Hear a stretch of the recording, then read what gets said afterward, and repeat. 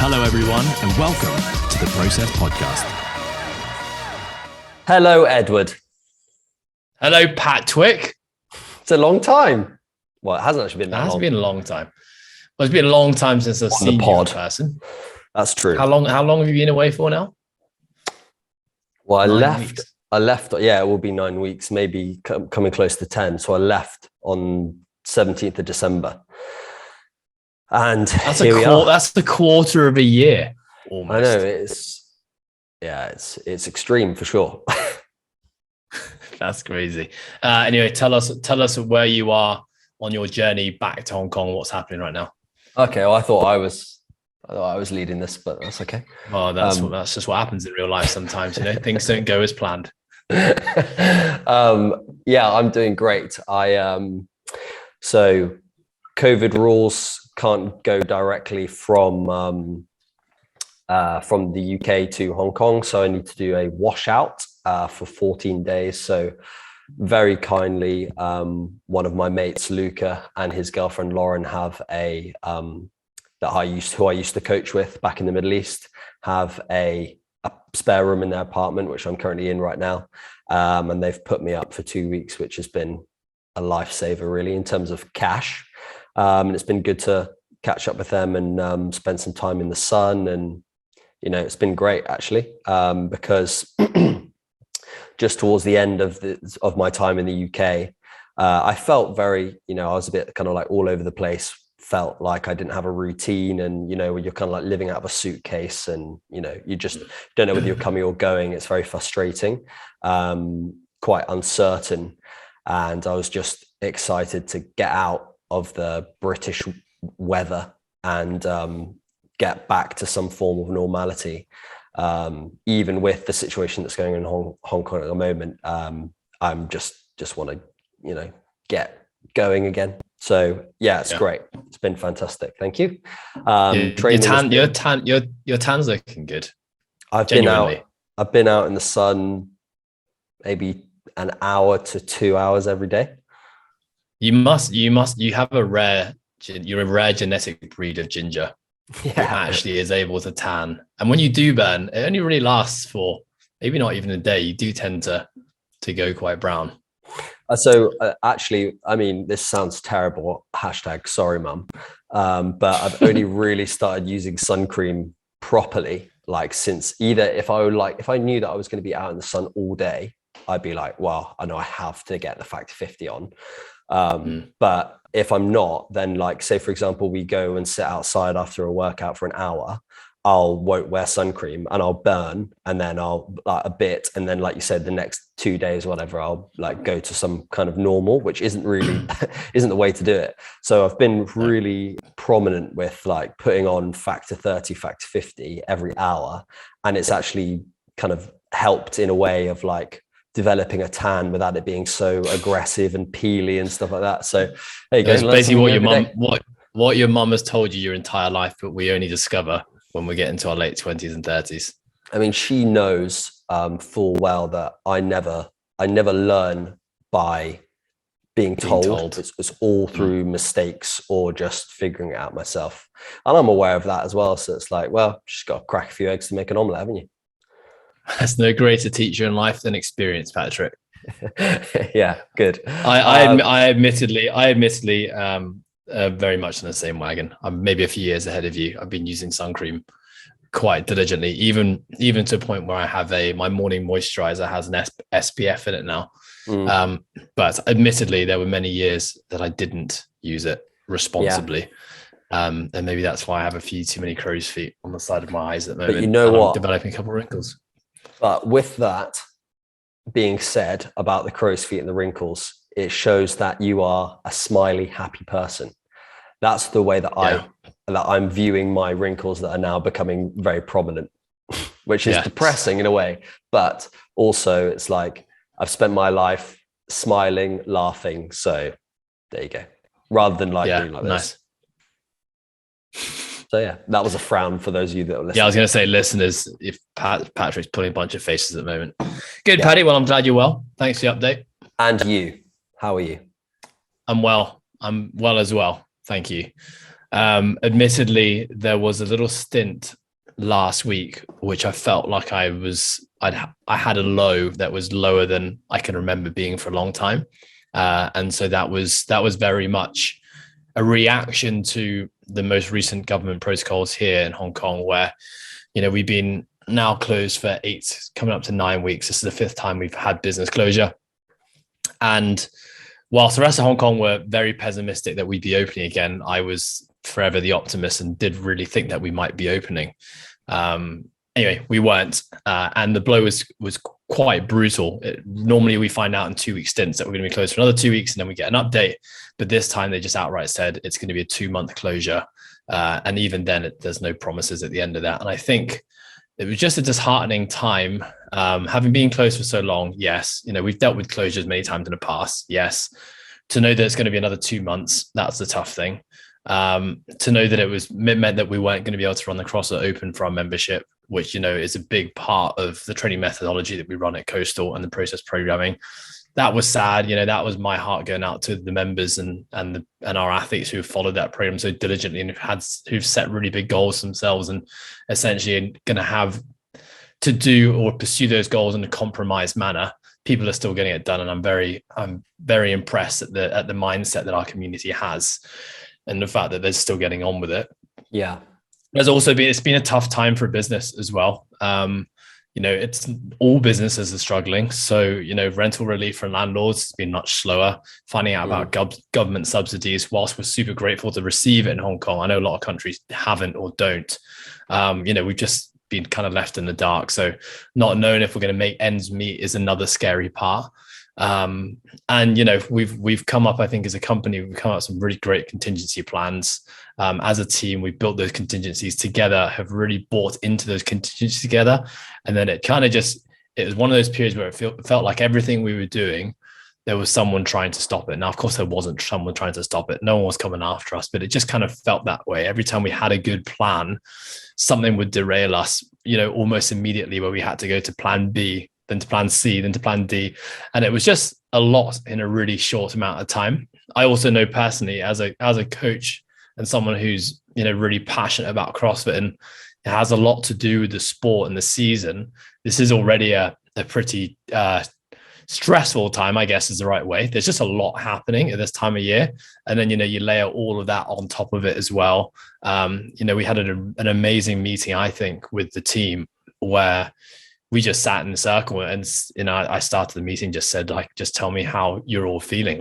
Don't hold back. This is not a time for positive mindsets or pretending to be someone or feel something you're not. Just get it out openly without judgment, and let's just listen. And it was actually quite an emotional meeting because, people, and I loved it. I loved that people were just able to express really that basically everyone was struggling. There was definitely, pieces of optimism within the meeting from certain individuals, but as a whole, there was a lot to be negative about and to be upset about and to feel anxious about, to feel fearful about. And I think for me, that was it was quite an overpowering meeting, just more that I felt my heart was just breaking for everyone else. But like always, it was about, okay, well, now we all know how we feel. And I think that was just really good for everyone to get that off their chest. Kind of unloading the monkey off your back. And then it was okay, we acknowledge that we're all in this together. I think it was quite nice for people to hear that they weren't alone in their suffering and their struggles. And then to separate fact from fiction, which was, okay, what are we going to do about it? And, sometimes you do really feel like you maybe just in the wrong place at the wrong time. And maybe it's easier just to go somewhere else and start all over again. But, almost in that meeting, I felt this this 10th wave of energy hit me, where it was no, let's just do even better than we've done in the past. And I think as a team, we rallied together, created some good plans. And, not all of those plans are coming to fruition in the way that we planned at the start, but I think we're in good spirits. People are driven, we're motivated, and we all know that we're going to come out of this in a better place than we started. There are lots of blessings, there's lots of lessons and lots of growth to be had. We've just got to do the right thing every single day. Quote unquote, trust the process that we've set out together. And, we know that good things will come of it. What did you do because you said that you personally had a very low point for yourself. What sort of things did you do, whether that was with your internal thoughts or like external actions? What did you do to try and get yourself out of the patch? I think there was a lot of things that contributed to the patch happening at the start anyway. With, I think, crisis management, there's just a lot of things that are outside your control that happen very, very fast. So one thing that always happens is you get pulled out of your routines. And as much as like you want to stick to your routines, there's just a lot of things that need to be dealt with in a really short amount of time.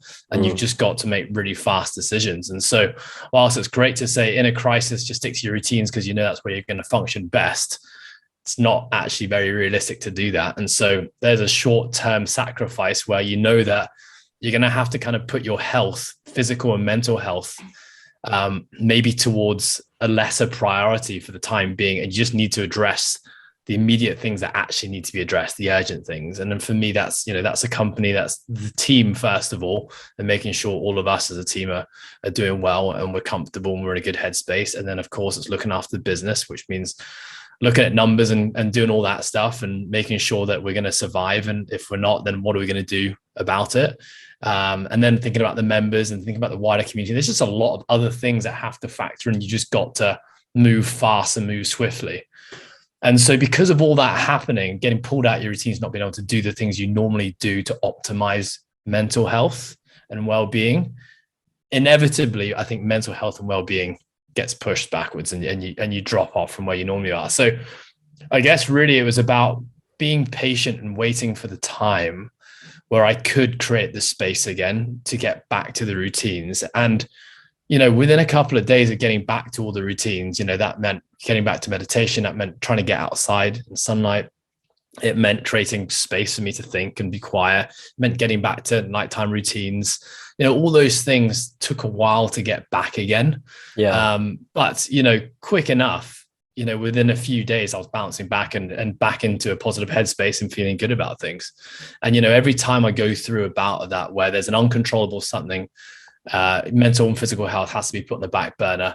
My ability to bounce back to homeostasis again, to feeling good again, gets faster and faster over time. And I really contribute a lot of that just to the building of habits over so many years now and the consistency that, my body's craving getting back there and it makes it easy to get back there. So there's nothing new. There's nothing groundbreaking that I did that I had to do that I hadn't been doing already. I think I've talked about those routines. We've talked about those routines so many times on this podcast. Yeah. I use my social media page as a means of kind of like just writing and sharing. It's actually quite like a therapeutic thing for myself, just to put thoughts out there, not with the intention of having a response or anything, but more just kind of like I want it to be like a diary calendar that I can look back on in years and see all these life events happen and, get an insight into what my mental dialogue was at the time. I think that's kind of where my Instagram is evolving to in terms of its purpose. So yeah, nothing really new, just got to, let the storm pass. And when the storm passes, get back to the things, puts you into a good mental and physical space. Yeah. Just on that, like on that Instagram evolving, I feel mine is similar in that sense as well. Like I'm starting to share. I'm starting to share more thoughts, more personal thoughts and personal experiences. And then in turn, what I have done to either bring myself back from a negative thought or how I've shifted my mindset or how I'm feeling about a certain way, and sharing it so that someone can potentially resonate with it or take something from it. And at the moment that I'm really enjoying doing that, and it's getting a lot of I'm getting people messaging me about it, saying thank you and stuff like that, which is the whole reason why you do it. It's not really for yourself. It's so that you can, for us anyway, it's so that we can share things with people to potentially give them some advice or give them some experience from what we've had. And just to see that helps people is very fulfilling. Yeah, I think, when you can just, it doesn't feel like hard work if you're just being authentic. I think Instagram can feel like really hard work when you're trying to be someone that you're not. And I'll admit that there was a part of my Instagram life where that was definitely me. I think you felt that at times as well. I know we've talked about it. Yeah. But I think, this is just like, it all comes back to, authenticity and knowing who you are and the impact that has on every aspect of life. And in the Instagram or social media world, it does make it a lot easier because you know what? This is just how I feel. This is what's happening right now. I'm going to put it out there. If you like it, awesome. Let's connect. And hopefully I can help someone. If you don't, no worries. That's completely fine. But yeah, I can see you going down going on that journey from a distance. It's cool to see.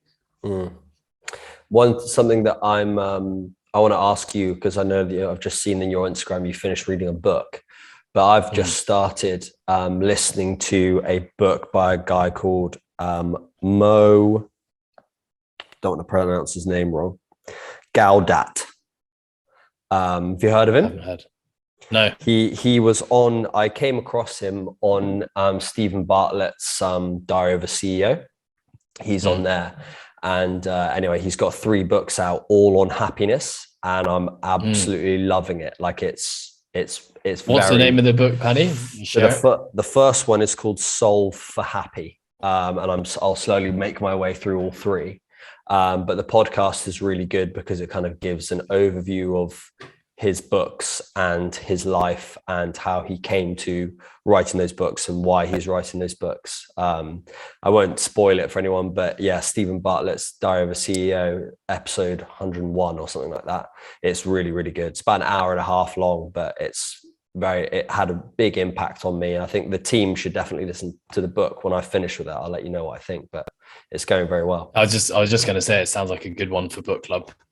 Yeah, and for our listeners as well, like because it's essentially talking about not the idea of minimalism, which I think is something that a lot of kind of happiness gurus and people that have done a bit too much meditation and that have spent too much time in Tibet or whatever write a book about. And they're like, well, you need to simplify your life as much as possible. And that's so much easier said than done when, with everything that's around in modern life, especially if you're in a first world country, you've got a lot of access to a lot of temptation. It's okay to want to buy nice clothes every now and again or whatever. But he talks about happiness being from within and bringing yourself back to your default setting, which is happiness. Happiness is he describes as the absence of unhappiness. So if you don't have any unhappiness in your life, you are going to be happy. So he talks about how the events that you come across is just your thoughts or the situation that you're in. It's like what we talk about with like stress doesn't exist. It's the same thing. It's like we've talked about in the podcast, a situation is purely how you view that situation. It isn't inherently positive or negative. It's just how you view that yourself. And then you need to be able to take charge of your own thoughts. Again, on like awareness, emotional awareness and meditation, all links in together. But it's really, really good. I'm enjoying it. So I would definitely recommend. Awesome. Yeah. One of the books I'm working through right now is by Dr. Joe Dispenza, who I believe I think he's a neurologist. Maybe I got that wrong, but he puts a lot of good content out on YouTube and social media. A lot of people might be familiar with him for his meditations because you can kind of follow along, and he takes a slightly different route with him. But the book is called How to Break the Habit of Being Yourself. Okay. And it was a book that was recommended to me by one of my really good friends who's kind of going through his own journey at the moment. And it's really, really good. It's funny when you read the self-help stuff, there are so many common themes that are so linked between almost every book that you read, but it's always nice to just hear a different author or a different person phrase it in their own unique way. Yeah. And I think as a coach, where we're having these conversations with people all the time, whether it's clients or it's friends, a lot of it being the people that we work with, having the different language and be able to use different language on the same concept is such a powerful tool. Yeah. But very similar to what you were just saying there, you know, the difference between thought and feeling, and why, you know, positive thinking alone is not going to equate to anything. Like, you need to actually, you know, it's always self first. You know, the way that we see the world is a reflection of the way that of our internal environment, and the attachment to past experiences, and how we hold on to past experiences so much that it stops us experiencing new experiences. Very good. Not finished yet, probably about halfway through, but very much enjoying it. Yeah.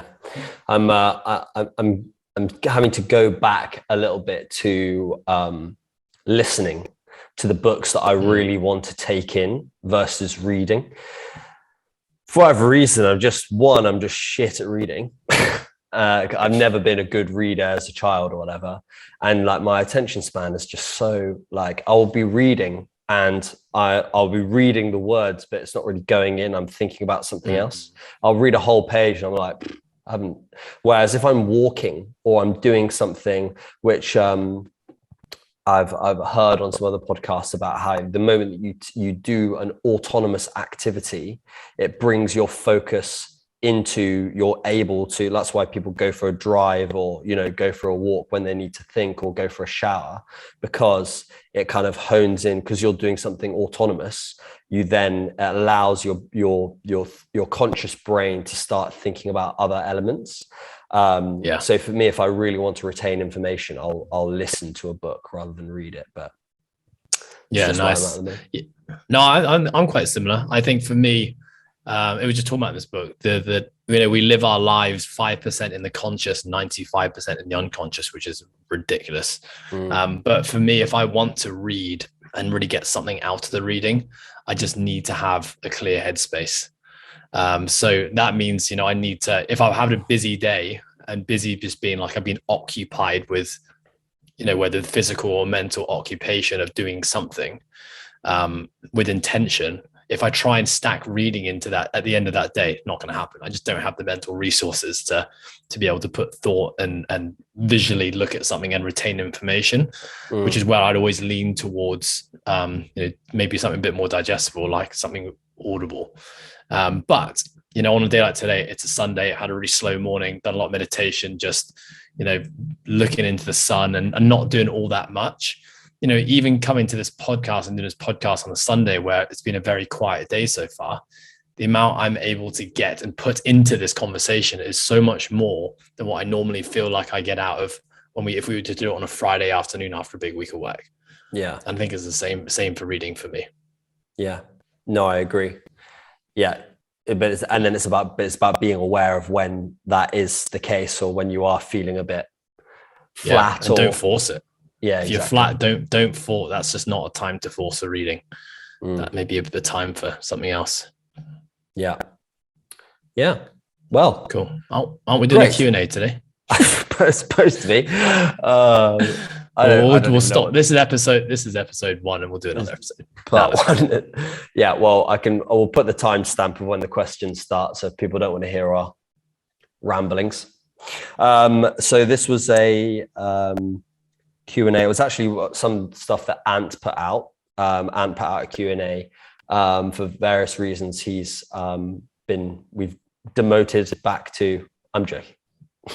You're an upgrade, Ed, of course. So it's you and I taking on some questions that we had from my Instagram, Ant's Instagram, and our process programming Instagram. So it's a combination of some like training, specifically within training, some stuff within coaching, and then a couple of other little bits and bobs.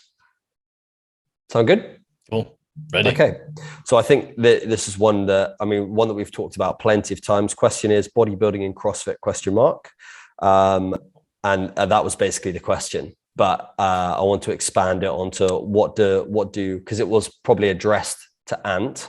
What do our LPC athletes training? What does the LPC training look like in the season for bodybuilding at different parts of the season? So how much bodybuilding is incorporated and why at different parts of the season for our LPC programs, I guess, would be what I would direct to you, considering you do the programming for it. Yeah, so I think we make that a bit more digestible for our listeners. So, for a training program which has the goal of peaking people or followers, athletes for a certain point in the season, what role does CrossFit play? What role does bodybuilding play in that CrossFit program? Yeah. So I think we have to come back to the concept of specificity first and foremost. Specificity basically means if there is a specific goal that an individual needs to be able to complete or achieve or do, then at some point that individual needs to be pouring their time and energy into doing that specific thing. So if we think about, let's say we're preparing someone for the CrossFit Open. If we're preparing someone for the CrossFit Open, the thing we need to be doing just before the CrossFit Open, and when I say just before, that can vary between 4 months, 3 months, 2 months, 1 month, depending on who the individual is. The training actually needs to look like the CrossFit Open.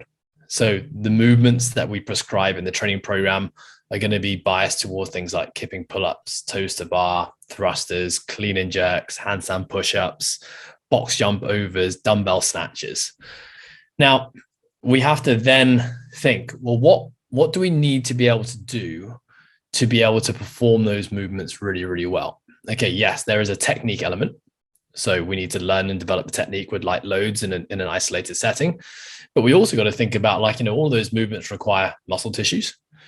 All of those movements require the body to work synergistically, to be able to coordinate big ranges of motion.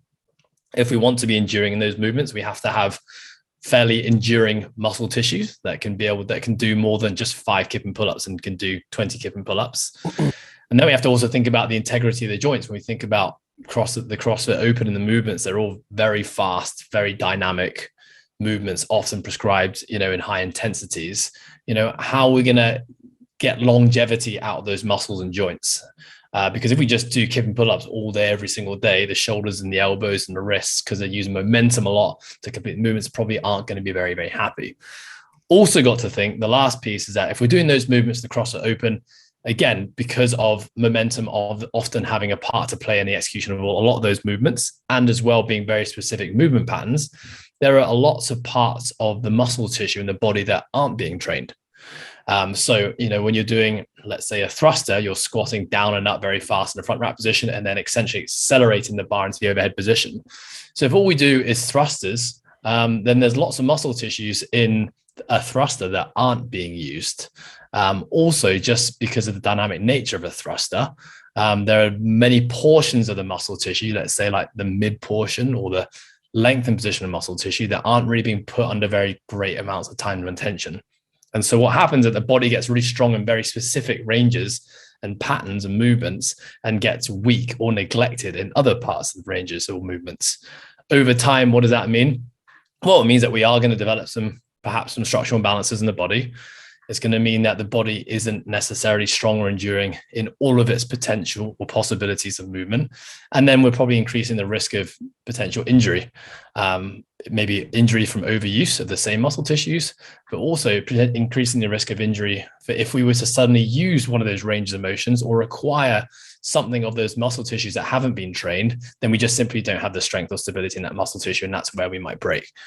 So the very long-winded answer to the question is that this is where I think bodybuilding has an important part to play in a CrossFit program, because essentially bodybuilding is taking care of all the things that maybe aren't addressed in a specific sport-specific CrossFit program.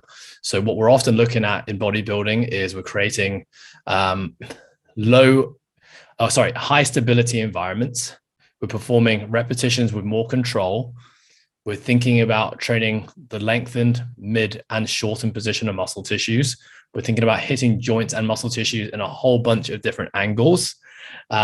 We are training all those muscle tissues at high repetitions, but also at low repetitions with heavy loads.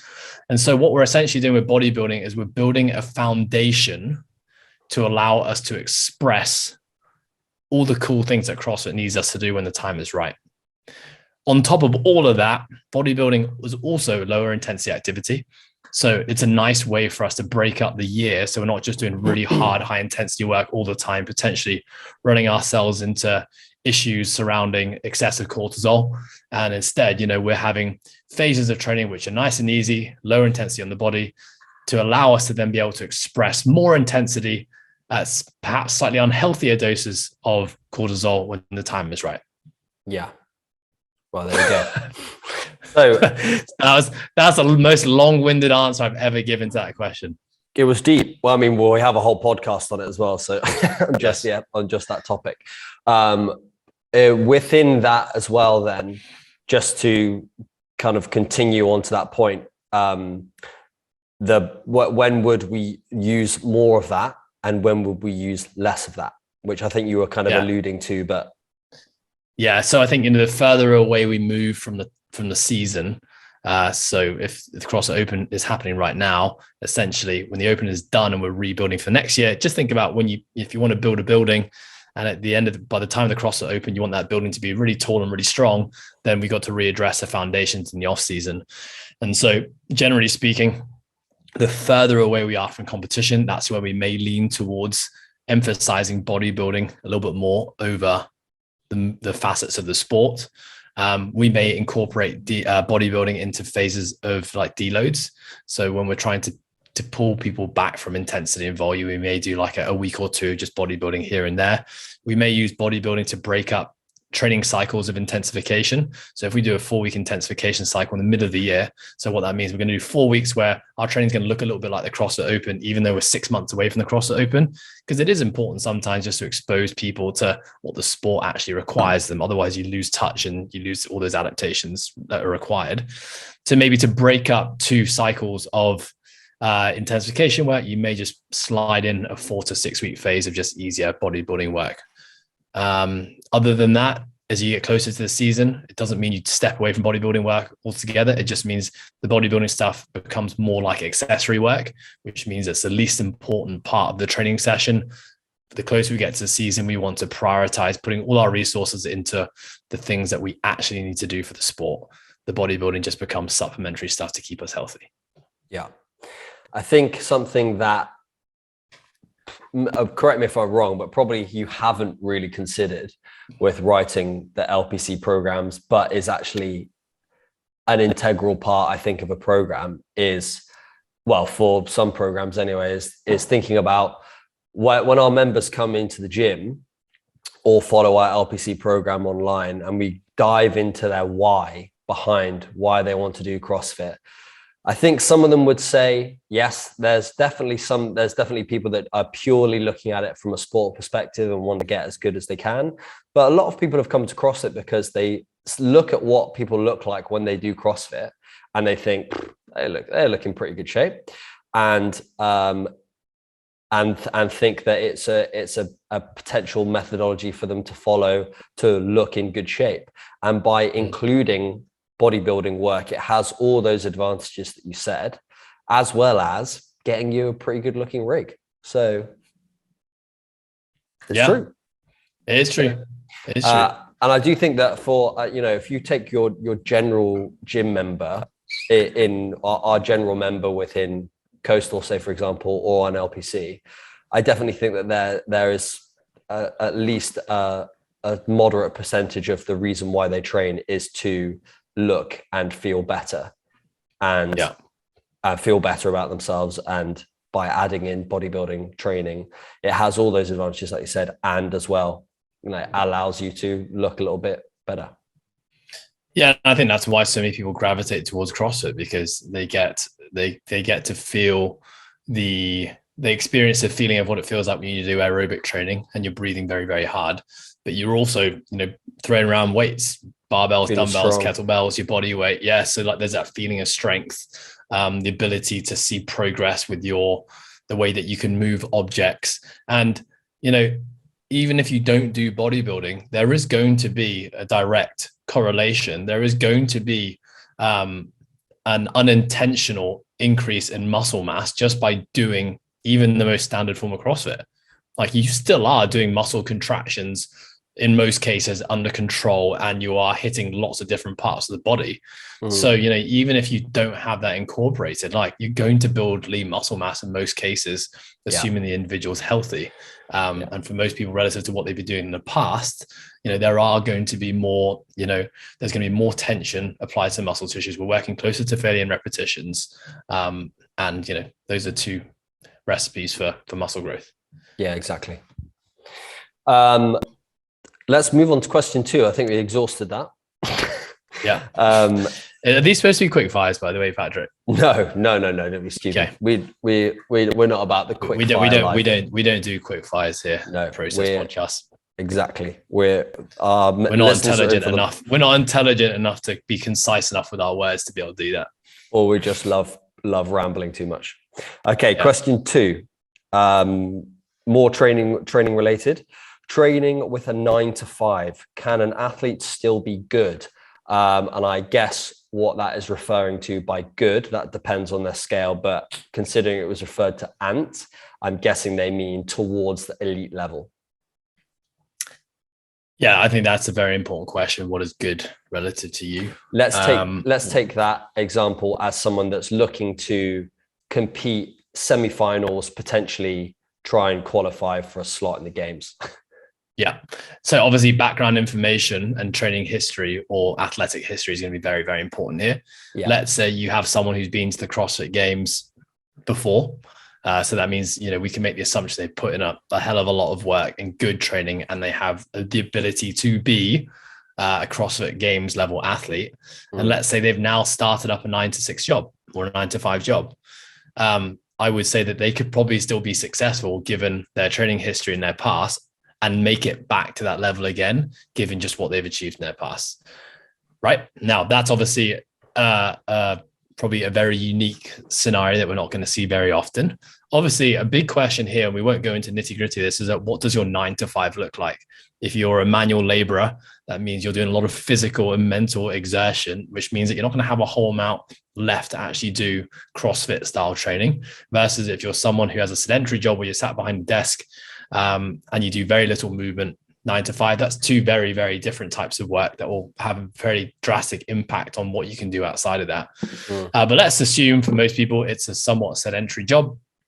And then I would say, just where the sport is going these days and what is required from people who want to be at that level, I would say it's going to be very hard for someone to make it to that level if they have a very large portion of their day spent sitting at a desk, not doing the thing they need to do. When we just look at the averages of pretty much everyone who is competing at the semi-final level, pretty much everyone has set up their lives to be a full-time athlete in some way, shape or form.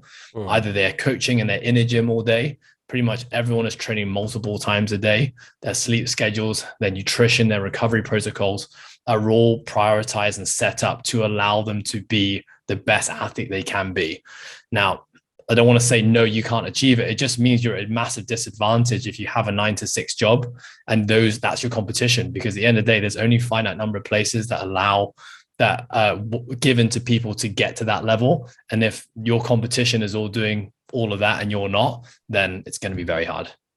Yeah, no, I completely agree. I think it's possible, but you would have to be the most organized with all of your trainings. Your training time would have to be so efficient with there's no room for dilly-dallying at all. Like your nutrition, your stress levels need to be low. A really important part is that your work stress needs to be at an absolute minimum if you're going to be successful in that. And if someone's working a 9 to 5 corporate, probably stress levels are through the roof. So most likely, yeah.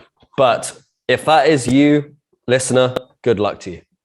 Prove us wrong, please. Yeah, I mean, when I was working in recruitment, there was probably a period of 5 months where I was doing double days, 5 days a week, and working an 8:30 till 6. And it was brutal. Yeah. And what I will also say is that, just because a lot of people look at gym owners and are envious of the lifestyle they get to live because they think, oh, they're in a gym all day, they just get to train all day.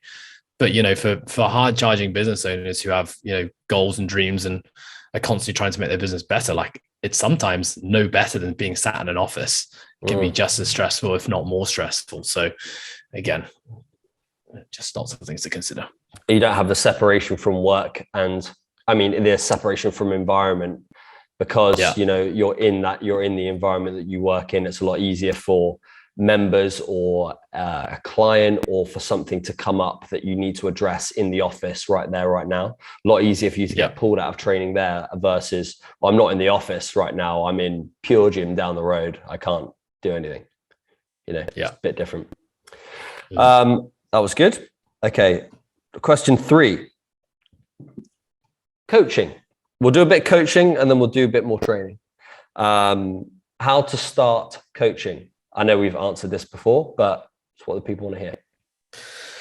Yeah. I think how to start coaching. You need to know, I think having an idea of what type of coaching you want to do is an important starting place. But I also understand that when I first started coaching, I didn't know what type of coaching I really wanted to do, just wanted to help people. And so maybe that was jumping the gun a little bit, I think. But didn't you start as a PT rather than a CrossFit coach? Yeah, I did. I didn't know what I wanted to specialize in or what I wanted to be within personal training. Right. So, I guess it was I would just generally lump that under coaching. But I think, what's required to be a good coach. I think you've got to first acknowledge where you're starting at. If you're someone who's starting with zero experience in the coaching field, zero experience as a client or a coach in the coaching industry, then, having mentors or people you can learn from is really, really going to be a very valuable tool for you. Whether that's bringing yourself to be a part of an established company, whether it means seeking mentorship outside of your company, which is what I did essentially when I first started, because I started by myself, but actually having people to learn from, ask advice and emulate is going to be a really important thing. The reason I put that disclaimer at the start is that some people may have been in the coaching industry in some way, shape or form for a long time. Maybe they've been a client and had their own coach for 10 years. So they've been around it and experienced it for a long time, that maybe transitioning into coaching isn't as hard as someone who hasn't got that experience. So I think that's number one, make sure you're close to a source of education and mentorship who can help you through it. I think, you should be practicing on friends and family before you start putting a price tag on what you're doing. I'm a big believer in earning your stripes. And just because you've done a personal training certification doesn't mean you necessarily have the ability to start charging a lot of money for your services and be promising to change people's lives. I do think there's a cost to entry, and that's experience. And so, don't wait to have your first client before you start coaching. You need to try and seek out people who want to experience your coaching, perhaps free of charge. So I started on all my friends at university, all my friends who I went to school with. Then it was my family members. Then it was my teammates in rugby. I probably had written hundreds of training programs and on myself before I ever actually got into a position to be calling myself a coach and was charging people for it. So yeah, get yourself out there and start practicing and trialing and asking for feedback. You got anything to add? I think from, I thought you were going to go down the point of practicing, but I think it's kind of like related to sort of like baseline knowledge, but it's more like just practicing it yourself, which isn't necessary, but I think it's a really good way to build understanding of what it feels like to do this movement, or what it feels like when you're tired or burnt out, or what it feels like to do this movement or this session or this workout, or, I think that, I'm thinking more specifically within CrossFit, when I have seen people gone from being a member into a coach. I think that's a very good transition, and you understand the kind of the coaching ethos and the community of that gym and the coaches that are there, which will allow you to kind of dictate how you will help you influence, like you said, being around someone that's going to allow you to kind of push you or mentor you one way. That's what works for me with coaching, was being a member in a gym, understanding the ethos of the gym, what the coaches coach like, knowing what a hang power clean is, knowing what an air squat, front squat looks like between different. What a hang power clean feels like, and what the journey to be able to perform a hand power clean looks like as well. Yeah, I totally agree. I don't mean to cut you off, but I think, I used to always say, I don't think you need to be a great athlete to be a good coach, but I definitely think having been through the journey of what you're putting your clients through is just like we said at the start of this podcast, like there is no greater teacher in life than experience. And if you've been through that process, even if you may not be able to execute the movement or do the weights that your client is aspiring to do, you do have real life insight into what they're going through. And you're going to have tools that you can relay. May not be the best ones, but you're going to have tools that you can relay that helped you that might actually help them as well. So I do think practicing what you're preaching is a really, really important thing to do as a coach.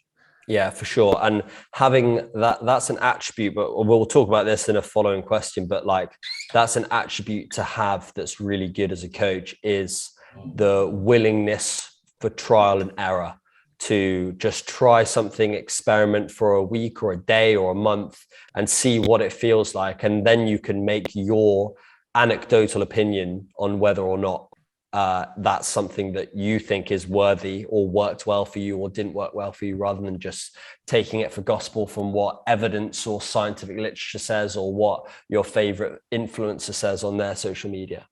Like an example that I think about, I'm going to throw him under the bus here, but one of our apprentices, Karan, is training exactly how you and I and Alex all trained when we were aspiring CrossFit athletes, which was 100% intensity on everything that you're doing.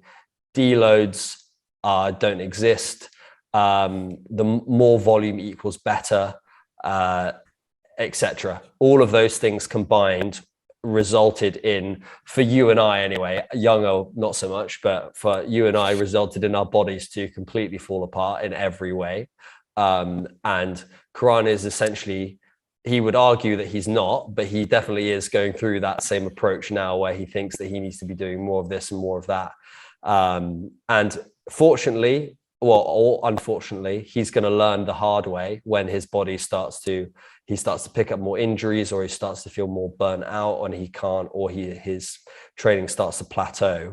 He'll start to see that's not the case. And for example, if you were to start programming CrossFit for someone, or you were to start putting a client through a strength phase where they're lifting like decent loads, putting their body under a lot of stress, you kind of need to have an understanding of what that feels like to, to be doing your second or your third squat session within a week or whatever, to understand, to be able to relate to your client. The same with nutrition, the same with sleep habits.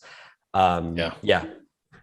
I think just going back to that though, while sometimes it can be hard to watch for someone like ourselves who've been through the experience and probably know where the ending is what the ending is going to look like, and we know it's not pretty. At the same time, it's when that day does come, and if that day does come, again, he's going to have that experience that is going to be so valuable, that is going to replace any amount of literature or advice that he's received from anyone else, because he's actually been there, done that, and experienced it.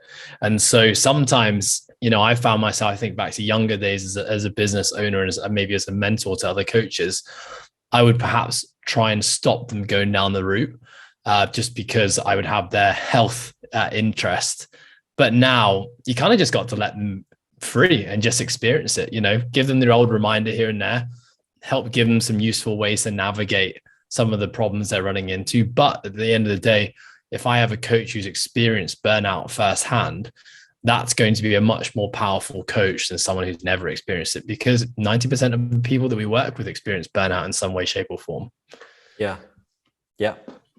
that's true. And now I'm analyzing myself, all the situations that are already in the year that you've known me, of all the stupid shit I've done, and that you've just let me do it. I've been like, oh, okay. Well, he knew what was going on. Could have pulled you back off that waterfall, and I thought, nah, you know what? Go on, Paddy, jump it. Just kidding, I wasn't there. Cool. Okay, going off that coaching stuff, what makes a great coach, and how has that evolved over the years? My answer's changed on this. Yeah, so it's mine. Yeah, let's flip flop. We'll go back and forth. And if we steal each other's lines that we're about to use, then unlucky. I'll go first. I think having a high level of emotional intelligence is really, really important. And I say that from an understanding and a relationship building standpoint, which is such a massive part of being a good coach. So I've seen so many coaches who have amazing theoretical knowledge, have all the certifications under the sun, but they lack emotional intelligence, which stops them being able to connect with people, understand people, and then therefore develop a relationship with people. So I would actually put that really high up there in the things that I think determine a good coach. Yeah, I think mine it is exactly the same premise, but worded slightly differently, where just caring about people and genuinely having their best interests at heart.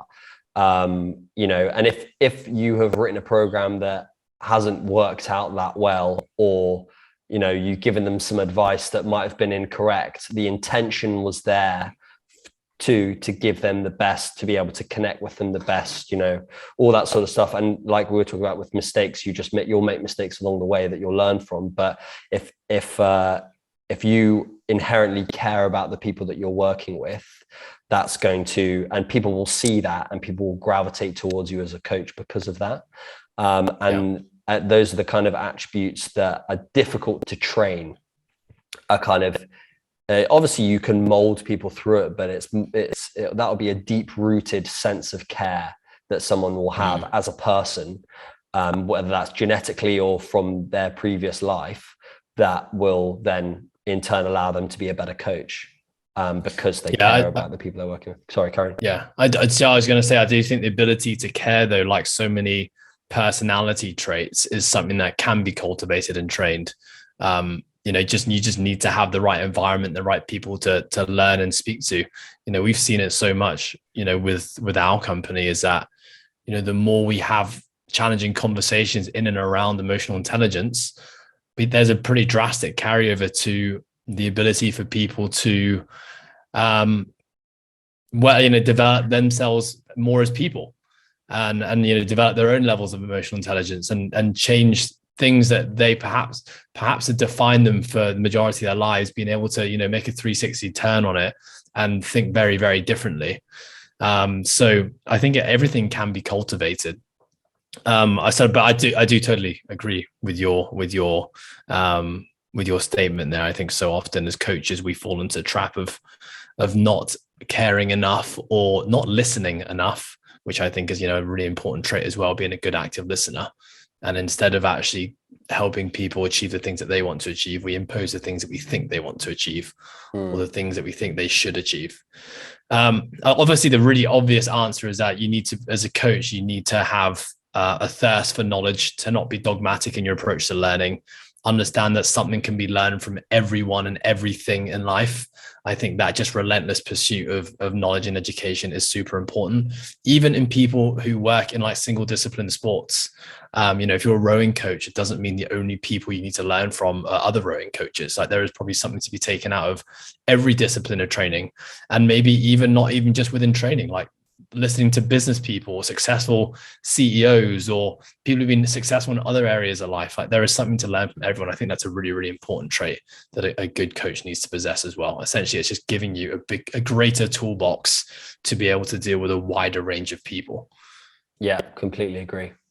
I guess we both went into what we think now, but how's it evolved? What did you think maybe when you started? And I'll share mine as well. If I was going to summarize it as one thing, I used to think that the only thing you really need to have was knowledge and education around coaching. Right. So, having a good base of understanding of strength and conditioning, nutrition, movement, mobility, I thought those were the most integral, at the bottom of the pyramid, things that would contribute to being a good coach. They are all very important things, but they are not perhaps the only things that you need to be good at. And like you said there, those are not easy, but those can be trained over years, quite easily. I think mine was even more basic than that. And it was they needed looking to be good. able to, not even that they needed to be able to do the movements. Yeah. Like specific within CrossFit. And I know from conversations, won't drop names, but with conversations with people that I've had in the past, thinking that, oh, how can they tell me how to do this or do that if they haven't done this or done that? You know, like, how can someone teach me how to do a muscle up if they can't do 10? And that could be true, like we were talking about, going back to the idea that you need to have experienced some stuff to be able to relate. But again, what we've also said is that you can learn something from everyone.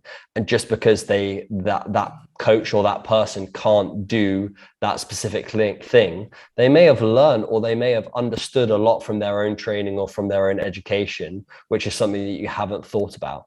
But that would be something for me. I was like, I would think that a coach was defined as their ability as an athlete in CrossFit specifically, not so much in like personal training or anything like that.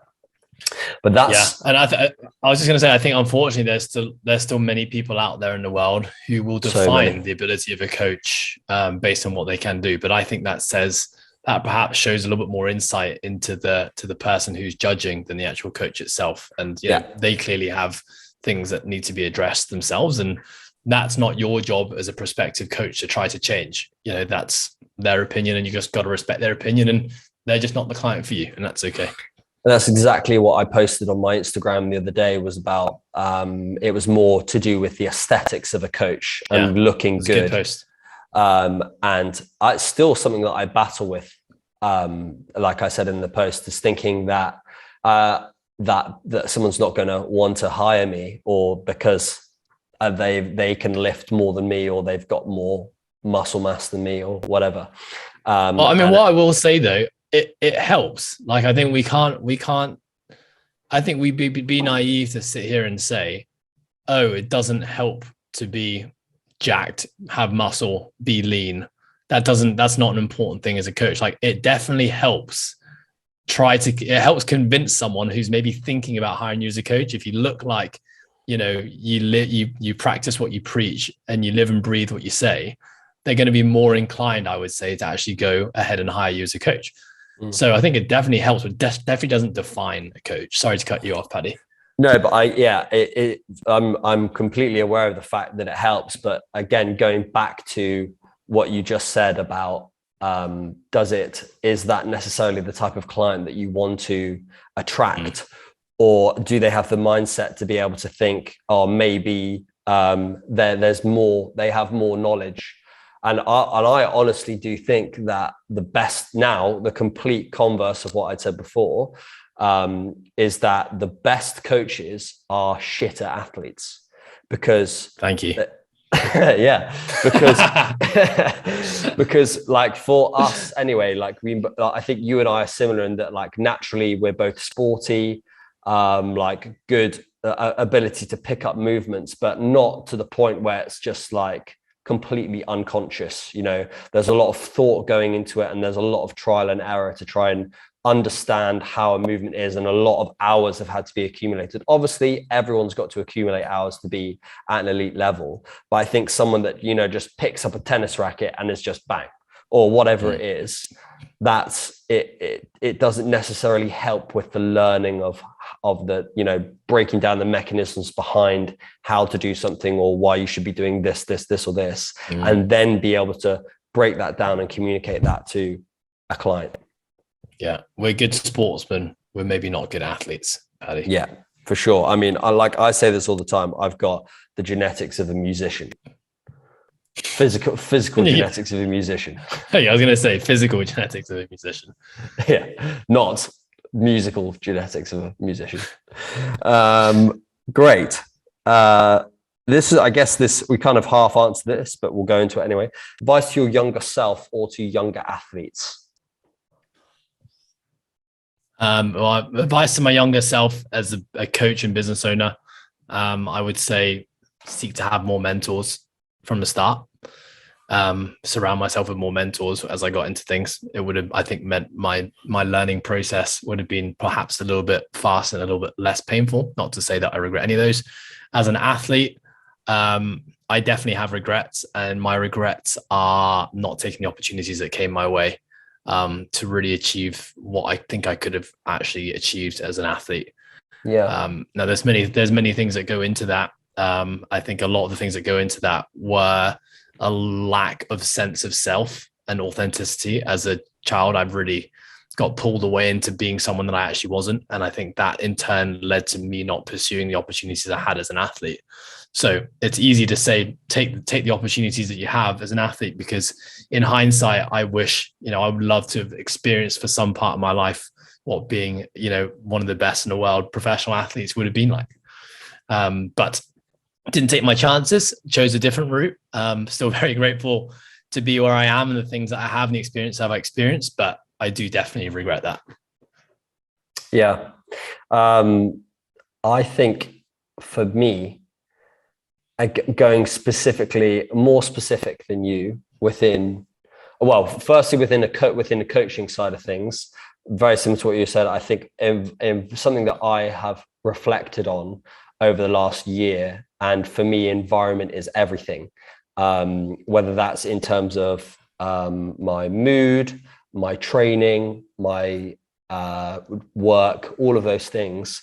If I'm surrounding myself with the right people, I will thrive in that environment or do well in that environment compared to being on my own, because I'm very much I get energy from lots of other people, and I wish I had chased environments more, or thought about, is this environment good for me for what I want to achieve or what I want, or with the people around me, versus just thinking that the thing that I was doing myself was the right thing to do. Does that make sense? Yeah, definitely does. And then from a athlete standpoint, I would say to just listen to my body.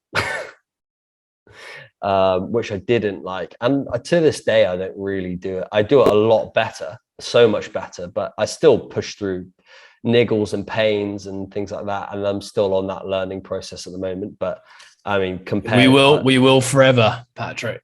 But yeah, I mean, the amount of pain that I would push through, it was just stupid. But I think it's honestly just, it's a natural part when you are a go-getter, an ambitious individual who wants to achieve things. We tend to push the line between good and overdoing it, versus the person who maybe isn't particularly ambitious or isn't massively an overachiever. They push the line between not doing enough and doing enough. So we're on two different ends of the spectrum. And there's advantages and disadvantages to both. On our end of the spectrum, we more often than not get it right, and we see amazing growth and improvement in our lives. But the result of overdoing it is also quite painful and can be quite detrimental to mental and physical health. To the other side of the spectrum, they can have it could feel very, very easy and feel very good for a lot of times, but they're not doing enough to actually move them forward. So, the sweet spot is perhaps a perfect spot somewhere in the middle, but we've all got our own challenges that we're trying to deal with to try and find the perfect balance. And that perfect balance, that sweet spot, is just forever evolving and changing, which is why it's so hard. Yeah. There's kind of the second part of that question was advice to a younger athlete, but the next question is very similar. So I'm just going to skip to that, which is, what would you look for in terms of attributes if you were a scout for CrossFit? If you were trying to create the next CrossFit, find the next CrossFit champion. Yeah.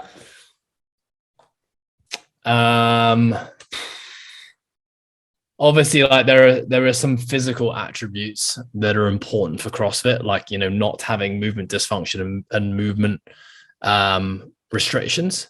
While sometimes a lot of those things can be worked on and trained, there are certain things that can't. That are actually things that are genetic. Like we look at the mold of what a high level CrossFit Games athlete looks like. Take out like the outliers, like your Brent Fikowskis, Most athletes are built more or less the same. Men are between 5'7" to 5'9", weigh about 85 to 90 kilograms. They have short legs relative to torsos, generally speaking, or I guess, more so than the other way around. They're built to squat and put things over their heads, perhaps more so than they are designed to pull something off the floor. They have obviously like aerobic capabilities as well as ability to build a lot of muscle and be strong and explosive. So there are lots of physical things that I would look for in a young athlete that you can spot at a fairly young age to see if that individual has the physical requirements to be the best in the sport. But I think, outside of that, like there is a hard something to do with mindset that I'm thinking I'm going to struggle to find a word for it. But I guess it's like an insatiable appetite and a clarity on purpose and why that the individual has, because, to achieve excellence or the highest level in anything takes an incredible amount of commitment and dedication. And that individual has to have a really high sense of purpose and has to have clarity on why they're doing it. And if that individual doesn't have that, then I just don't think they're ever going to make it to be at the top of what they want. I just watched, have you watched King Richard? The story about Venus and Serena Williams. Oh, no, I really want to. Will Smith plays Richard, which is basically their dad. The dad, yeah. It's an amazing movie. But I'm going to watch that today. Yeah. And I mean, like, I know myself and yourself are watching a Kanye West documentary. Oh, yeah. There's snippets of Kanye when he's a kid, and he's like, he's rapping in his house and he's just like, I'm going to be the next greatest rapper, the greatest rapper of all time. You've got like Venus Williams and Serena Williams as 11-year-olds saying like, every girl in the future is going to want to play tennis like me. Like there's just things, those things are so consistent in world-class athletes at such a young age that like you just know it when you see it. It's not something that it's not something that you can train or you can batter into their heads and teach them. It's just something that's already there for whatever reason. Maybe it's genetics, maybe it's the way their parents raised them, maybe it's the experience they had as a child, but like that is a requirement to reach the top of any sport, in my opinion. I concur. Physical attributes, I was going to say like mobility for sure. Like you said, no movement restrictions or limitations, just ability to be able to squat like with an upright torso, ability to like hold something overhead without like hyperextended position, things like a full grip on a front rack, that kind of stuff like does go a long way over time in terms of, and the reason for that is movement efficiency within CrossFit, which plays a massive role that people sometimes don't think about, is like how efficient or how much energy are you wasting with each movement collectively, because you may be able to do that movement once or twice well, but over 40, 50, 60, 100 reps, does every movement look the same? Are you efficient with your movement? And a lot of times people are more inefficient than others because of their restrictions within their movement. And then, like you said, the physical attributes. I would say, and maybe this is just from my perspective, because I'm naturally a more enduring athlete than a powerful one, but I feel that endurance training, and this is all very anecdotal, I feel like building an engine and building endurance is easier than building power and building strength. And that is obviously very case dependent, but from my experience from my own training and with the people that I've seen and worked with, it's easier to build up a decent level of endurance than it is to build up like power. So what you're saying is that you'd be looking for someone who exhibits high levels of strength and power. I think it's important as well. Who was naturally more explosive than enduring for CrossFit anyway. And then I wasn't going to say, I wasn't saying so much with a why, but that essentially is it boils down to that. Mine was more superficial, which was kind of like grittiness, and it's that like it's the ability to push into the pain, that kind of like, sounds extreme, but that like, I'm willing to die kind of mentality. Like when you're 2 minutes into a 3-minute 1K row and everything is screaming in your body, are you pushing into the pain, or are you thinking, oh, well, like, stop, like, don't do it? Or are you thinking, nah, fuck you, let's go? Like, I think put bluntly, that and that's probably really is the why, is the driver behind that. And the reason why someone wants to push into that pain, their why will probably come about then. And I remember doing some of the intense like pre-comp training or whatever that I do. It'd be like thruster, burpee over the bar, repeats and stuff like that, and there'd be like fourth set in, like absolutely dying, heart rate's like 200. I'm like mid thruster, like, why the fuck am I doing this? I think a big part of my why, because I would put myself through really hard workouts at that time, was actually to prove to myself that I could actually do it and I could endure really hard things. But outside of that, there wasn't really a bigger driver. And I think, eventually at some point, if that's your driver, that's maybe not strong enough to really get you through the hardest of times. But yeah, agreed.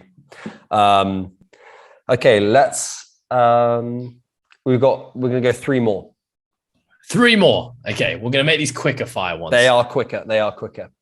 Okay. Changing training for an older athlete. Ed Haynes, you can it's your perfect question. I mean, I think something that we have to probably accept is that the aging athlete is on a decline in terms of resilience. So what the individual can handle from volume, from an intensity perspective, from essentially like a stress perspective, is going to be less as you get older and older, especially kind of men as you move beyond the point of kind of your 30s. Females perhaps a little bit older or younger. Why have I just had a mental blank there? I have to do my research. I don't know why that's left me. Anyway, but generally we cross the threshold and our resilience gets less. And so just have to understand as a coach, but it doesn't really change, to be honest, in terms of how I would go about the prescription here, because it's about, when you start with someone, it's about understanding what their level of tolerance is and then programming effectively. But, generally speaking, an aging athlete is going to be able to handle less in total. That could be very specific. For some, it might mean less of a specific movement. Let's say someone has less than ideal squatting mechanics and they're an aging athlete. That means we're gonna have to really pull back the amount of squatting contractions in a week. If someone moves perfectly and they have no limitations, then the thing we need to probably pull back on is like just general volume and intensity in that individual. Training age matters a lot as well. Obviously, if someone has done CrossFit for 20 years and they're now an aging athlete, then they're going to be able to handle, in general, higher levels of volume and intensity versus someone who's just starting CrossFit as a master's athlete. So, there's lots of individual discrepancies within here, but I think just the general concept to understand is that resilience is going to be on a decline. And so the training needs to reflect that. And on top of the training, all of the recovery and all of the stress management strategies need to be absolutely on fleek. Yes. Well, I mean, those things, if you can understand that your resiliency is on a decline, then you'll understand if you want to get anywhere near as much out of your training as you used to, then you need to step up your game and everything else. And I think, when you look at the young athletes who are dialing in all those recovery protocols on top of a resilient body, those guys and girls are just machines. They can just handle everything. Yeah. For longer over the years. For longer, yeah. Controversial opinion you hold. This can be anything. A controversial opinion that I hold? Yeah. Would you like me to go first while you're pondering? Yeah, you clearly have loads. This is an easy question for you. I love it. Foam rolling. I was literally about to say foam rolling as one. I've got foam rolling for me is just pants. Like it's just, even though you do it every day. Nah, I just think you touch a foam roller at least every day.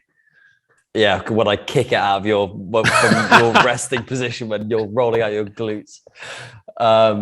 I just think it's a waste of time. Like if you really need some myofascial release, you should get someone to dig an elbow into your muscle, or put your muscle through its full range of motion when you're training it with load, rather than trying to like move the skin about a little bit. That's my opinion anyway.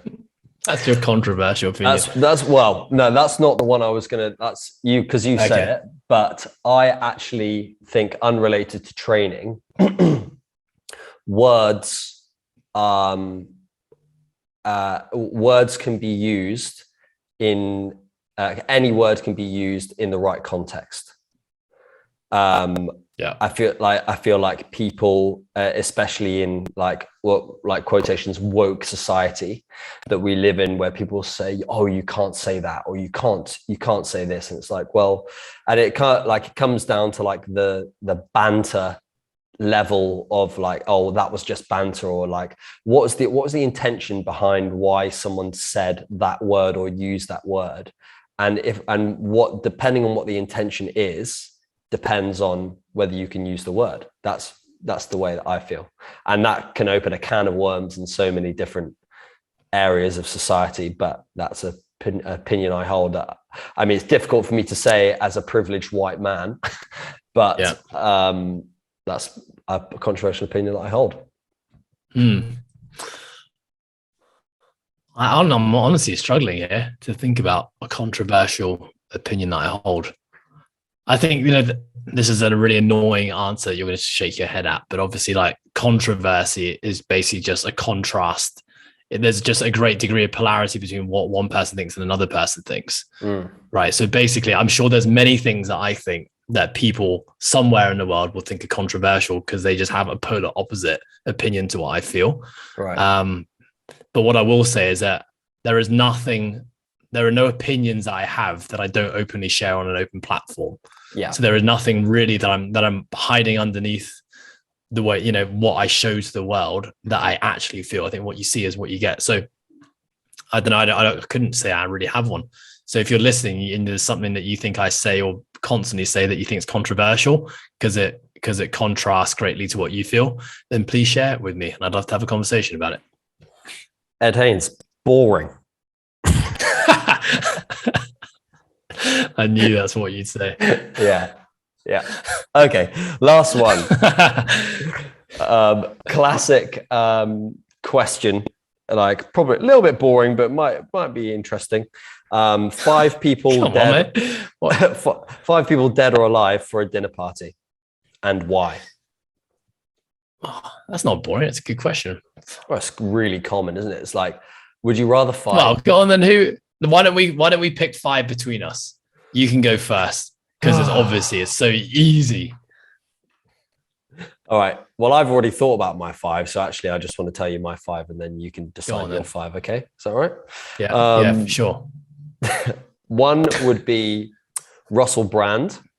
I love him. I think he's highly intelligent, very interesting, very deep thinker. Has a lot of really good conversations on his podcast, which I love to listen to. Just because a lot of these are idols. Then Joe Rogan, again, just because he's probably been in my ear every week for the last 10 years, probably, maybe 5 years. I would say Johnny Wilkinson. He's also my idol, now a very deep thinker. And like, so I was watching the rugby yesterday and was just in awe of his, how he analyzes a rugby game and thinks, but he thinks about that on so many different areas of life. He would be very interesting to have. Ricky Gervais, really funny, but also a very deep thinker as well. And I know that like the chemistry between Joe Rogan, Russell Brand, and Ricky Gervais would be amazing. And then lastly, also for banter, would be Robbie Williams. Robbie Williams.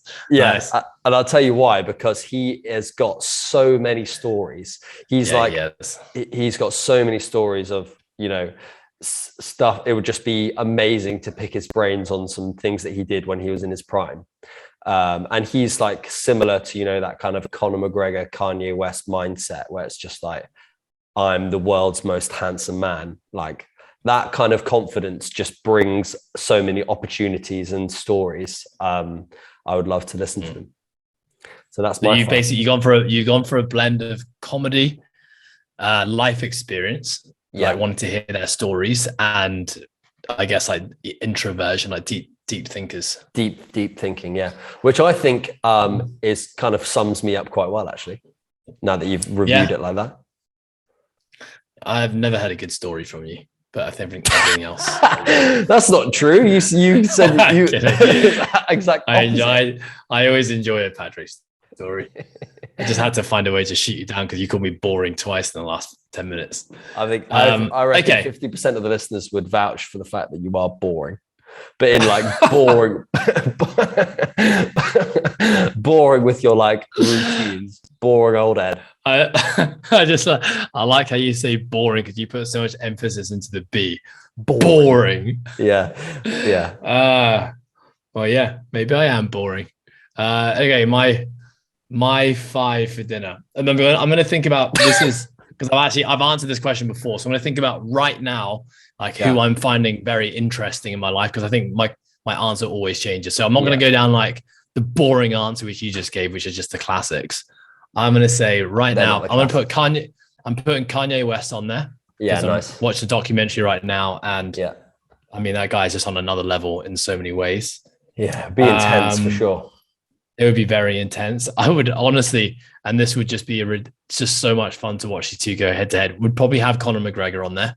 To watch those two and the conversation. I mean no one else would be able to say a word if you've got those two on your table, I'm sure.